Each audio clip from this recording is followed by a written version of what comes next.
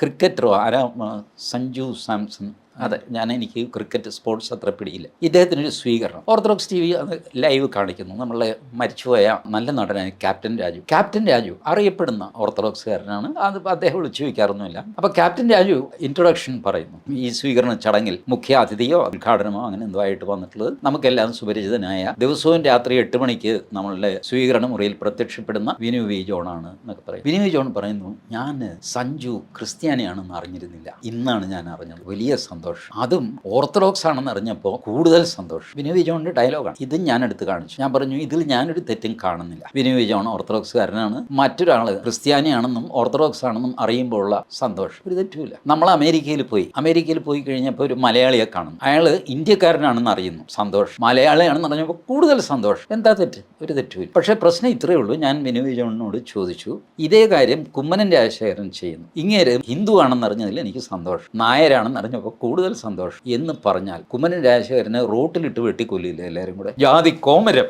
എന്നൊക്കെ പറഞ്ഞിട്ട്. അപ്പോൾ അത് ചെയ്യരുത്. ഇനി അത് ചെയ്യരുതെന്നാണെങ്കിൽ ഇതും ചെയ്യരുത്, ഇത് ചെയ്യാമെന്നാണെങ്കിൽ അതും ചെയ്യാം.